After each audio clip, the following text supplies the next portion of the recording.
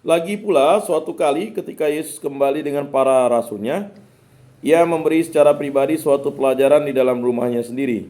Mereka tiba di Kapernaum. Sesudah masuk rumah, ia bertanya kepada murid-muridnya, "Apa yang kamu perbincangkan tadi di tengah jalan?"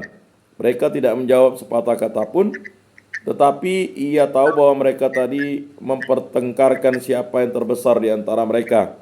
Maka Yesus duduk, mengambil seorang anak kecil dan menempatkannya di tengah-tengah mereka, dan berkata kepada mereka, "Barang siapa ingin menjadi yang pertama harus menjadi seperti anak kecil." Ia memeluk anak kecil itu dan memberkatinya. Kita bisa baca Markus bab 9 ayat 33 sampai 37. Bapak-bapak, saudara-saudara yang terkasih dalam Yesus Kristus, Matius menceritakan bahwa pemungut bea bait Allah datang ke Kapernaum. Mereka bertanya kepada Petrus, "Apakah gurumu tidak membayar bea?" "Tentu membayar," jawab Petrus. Petrus masuk ke dalam rumah, barangkali bermaksud untuk membayar. Akan tetapi Yesus tahu apa yang telah terjadi. Ia memberitahu Petrus bahwa sebenarnya ia bebas dari pajak-pajak. Akan tetapi supaya tidak menemui kesulitan-kesulitan, lebih baiklah membayar pajak dari penangkapan ikan hari itu. Kita bisa baca Matius 17 ayat 24 sampai dengan 27. Setelah bertempat tinggal bersama Petrus, Yesus segera menjadi penduduk tetap Kapernaum. Dengan setiap hari hidupnya bersama secara intens, Yesus dapat membangun hubungan-hubungan pribadi yang mendalam, yang menjadi awal permulaan gereja. Dari rumah yang baru ini, amanatnya tersebar ke kalangan-kalangan atau lingkungan-lingkungan yang lebih luas. Nah, mari kita dalami sejarah rumah Petrus sebagai tempat suci berdasarkan penggalian-penggalian arkeologis. Jadi bapak-bapak, saudara-saudara yang terkasih, materi ini sangat penting sebenarnya. Kebanyakan kita ini kan belajar kitab suci atau belajar Injil itu harus ada data dukung latar belakangnya. Dan ini yang harus mulai kita pelajari dan pahami. Ya. Nah, kita mulai melihat di situ sejarah rumah Petrus sebagai tempat suci berdasarkan penggalian-penggalian arkeologis. Yang pertama, kamar tengah, kamar yang tertua berasal dari abad pertama sesudah Masehi. Ini adalah bagian corak biasa rumah berhalaman dalam. Sejak akhir abad pertama, kamar ini digunakan untuk doa-doa dan pertemuan-pertemuan keagamaan. Sumber-sumber Kerabian menguatkan bahwa ada sebuah jemaah Yahudi Kristiani di Kapernaum pada waktu itu. Kamar itu pastilah merupakan tempat suci bagi mereka. Kedua, pada abad keempat, para peziarah Yunani membangun sebuah bangunan suci di tempat yang sama. Tembok keliling yang besar dibangun di sekeliling kamar tengah yang tertua itu. Kamar itu dihiasi lagi dengan prekso-prekso bersosok geometris, bunga-bunga, cabang-cabang, pohon-pohon, dan sebagainya. Lebih dari 150 inskripsi ditemukan pada dinding-dinding dengan menyebut Yesus sebagai Tuhan. Peziarah Eteria 385 sesudah Masehi melukiskan bangunan suci itu sebagai berikut. Di Kapernaum, rumah Pangeran para Rasul, Santo Petrus, telah dijadikan gereja. Dinding-dindingnya masih berdiri sekarang ini seperti dahulu. Yang ketiga, orang-orang Kristiani Byzantium mendirikan sebuah gereja bersudut 8. Di atasnya pada abad kelima, seorang peziarah dari Piacenza mengunjungi gereja itu pada tahun 570 sesudah Masehi. Kami tiba di Kapernaum di rumah Beato Petrus. Dewasa ini gereja itu sebuah basilika.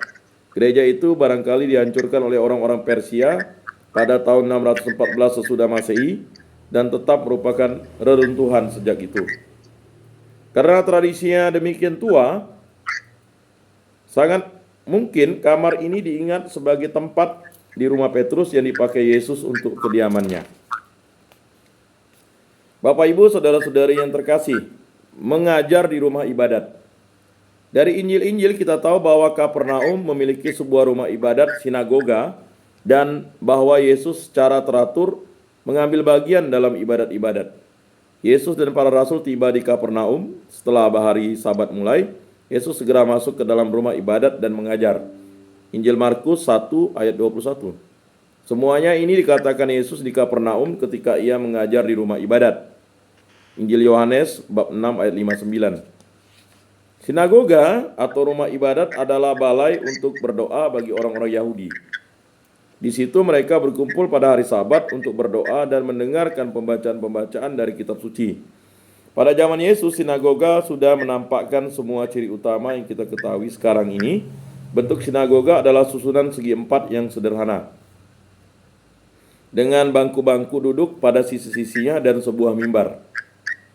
Dalam sebuah bilik yang dapat diberi bertabir, sebuah peti perjanjian disimpan. Dalam peti itu terdapat gulungan-gulungan kitab suci. Di antara reruntuhan Kapernaum, di bawah sebuah bangunan dari waktu kemudian hari, telah ditemukan kembali sinagoga zaman Yesus. Kita dapat yakin bahwa ini adalah tempat yang diketahui Yesus. Injil-Injil selalu berbicara tentang rumah ibadat yang sama itu, dan tidak ada bangunan serupa yang ditemukan di tempat lain di antara reruntuhan. Dengan mendasarkan diri pada bukti-bukti arkeologis, kita dapat membayangkan bagaimana rupa sinagoga atau rumah ibadat itu. Rumah ibadat ini adalah balai yang berbentuk memanjang, panjangnya 18 meter dan lebarnya 8 meter. Dapat memuat 70 sampai 100 orang. Taurat mungkin dibacakan dari sisi dinding selatan sehingga jemaat menghadap ke arah Yerusalem. Barangkali rumah ibadat itu mempunyai suatu pintu masuk utama dan jendela-jendela kecil sepanjang dinding-dinding, baik pintu maupun tutup jendelanya dibuat dari kayu. Ketika Yesus mengambil bagian dalam ibadat-ibadat, ia mungkin dipersilakan untuk membacakan dari kitab suci dan memberikan komentar. Ini akan memberinya kesempatan untuk mewartakan kabar baik. Juga sudah ibadat selesai, jika rumah ibadat tetap terbuka, Yesus dapat terus berbicara kepada siapapun yang ingin mendengarkannya. Yesus mengajar dengan penuh wibawa dan tidak seperti ahli-ahli kitab. Injil-Injil memberitahu kita. Itulah sebabnya orang-orang di Kapernaum sangat terkesan. Ia juga membuat mujizat-mujizat di rumah ibadat ini, seperti misalnya menyembuhkan orang yang kerasukan roh-roh kotor. Dengan berbuat seperti itu, Yesus pasti makin memperluas kalangan pengikutnya. Kabar-kabar tentang apa yang diperbuat Yesus tersebar kemana-mana di daerah itu. Perwira Romawi yang ditempatkan di Kapernaum ingin agar Yesus menyembuhkan hambanya yang sakit keras. Perwira itu tidak menemui Yesus secara langsung. Ia mengutus beberapa orang tua-tua Yahudi agar memintakan pertolongannya. Orang tua-tua itu mengatakan suatu fakta yang menarik. Ia layak engkau tolong, kata mereka kepada Yesus. Ia mengasihi bangsa kita dan dialah yang menanggung pembangunan rumah ibadat ini. Apakah sesungguhnya yang dikerjakan oleh perwira itu? Menyediakan uang untuk pembangunan itu? Membantu dengan izin-izin yang diperlukan? Ataukah menyuruh para serdarunya? Nah, kita lihat sejarah rumah ibadat Kapernaum berdasarkan penggalian-penggalian arkeologis. Satu bagian yang tertua adalah rumah-rumah dari masa Helenistik awal abad ketiga dan kedua sebelum Masehi. Yang kedua, pada abad pertama sesudah Masehi, sebuah rumah ibadat sederhana berbentuk segi empat dibangun. Dari bangunan ini, lantai yang terbuat dari batu-batu, basalt, dan bagian bawah beberapa dinding masih ada. Yang ketiga, pada abad keempat, sebuah rumah ibadat yang lebih besar dan lebih indah dibangun di atas rumah ibadat yang sama. Blok-blok batu kapur yang berat dan terukir indah digunakan untuk dinding-dinding dan muka rumah ibadat itu. Tiang-tiangnya dan puncak-puncak jendelanya berhias ukir-ukiran batu elok. Banyak mata uang ditemukan dalam Baitul Mal yang berasal dari zaman itu. Peziarah Eteria 385 sebelum Masehi terkesan. Orang memasuki rumah ibadat melalui banyak anak tangga. Rumah ibadat itu dibangun dari batu-batu persegi. Beberapa sejarawan Yahudi menyangka bahwa Kaisar Julianus murtad 361 sampai 363 sesudah Masehi membiayai pembangunannya. Ia berusaha menindas agama Kristen antara lain dengan menggalakkan Yudaisme. Nah, Yudaisme itu ya adalah agama orang Yahudi. Keempat, pada kelima kamar-kamar tambahan ditambahkan pada bangunan itu. Kelima, seperti tempat suci Santo Petrus, seluruh bangunan rumah ibadat itu barangkali dihancurkan oleh orang-orang Persia dalam penyerbuan mereka pada tahun 614 sesudah Masehi. Melaksanakan pekerjaan pembangunan itu, bagaimana juga para serdadu diajari membangun perbentengan, dan untuk memasangi langit-langit rumah doa itu dengan balok-balok kayu yang cukup lebar, diperlukan keterampilan-keterampilan khusus. Pembangunan rumah-rumah ibadat itu merupakan contoh yang menarik tentang kerjasama orang Romawi dan orang Yahudi. Pembangunan itu juga menunjukkan bahwa rumah ibadat itu merupakan kemajuan atas keberhasilan baru yang diperoleh di kota Kapernaum. Di dalam rumah ibadat Kapernaum inilah Yesus berbincang-bincang dengan orang-orang Yahudi tentang peranannya sendiri. Banyak orang tidak siap sedia untuk percaya bahwa ia adalah roti baru yang telah turun dari surga. Perkataan ini keras, siapakah yang sanggup mendengarkannya? Banyak murid Yesus yang mengundurkan diri dan tidak lagi mengikutinya. Mulailah terjadi perpecahan. Saudara-saudara, bapak-bapak yang terkasih, ini adalah sejarah untuk menyusun kita memahami tentang makna Yesus Kristus yang berasal dari Galilea. Dan ini sampai menjadi suatu hal pertikaian, ya, selama beribu-ribu tahun daerah Galilea ini. Dan ini masih terjadi sampai sekarang. Hari ini tidak ada tanya jawab. Terima kasih atas kehadirannya. Sebenarnya tadi materinya banyak yang akan saya sampaikan.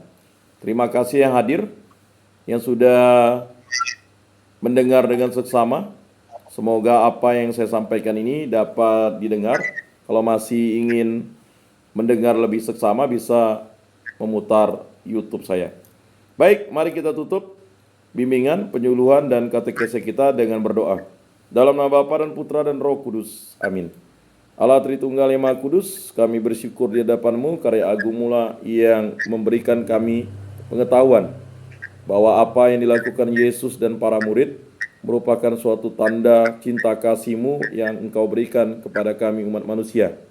Kami bersyukur dan terima kasih Engkau pilih menjadi pengikut-Mu, sehingga kami mampu memahami dan mempelajari ini sebagai suatu rahmat bagi kami untuk tetap setia, yakin dan percaya bahwa Yesuslah Tuhan dan Juru Selamat kami.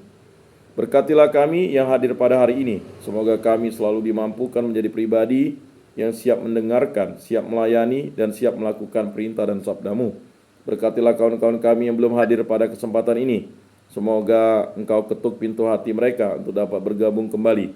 Berkatilah para keluarga kami, para istri kami, para anak kami, para orang tua kami, para saudara-saudara kami, dan para musuh kami, agar kami saling mengampuni, saling menguatkan, dan yang paling utama kami selalu setia kepada Yesus Kristus Tuhan dan Juru Selamat kami.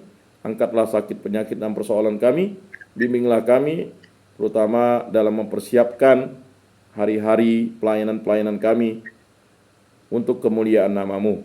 Semua doa ini kami serahkan dengan peraturan Tuhan kami Yesus Kristus yang hidup dan beraja kini dan sepanjang segala masa. Amin. Dalam nama Bapa dan Putra dan Roh Kudus. Amin. Salam, salam kasih, damai dan sejahtera. Tuhan memberkati, menyertai dan melindungi. Salpe. Amin.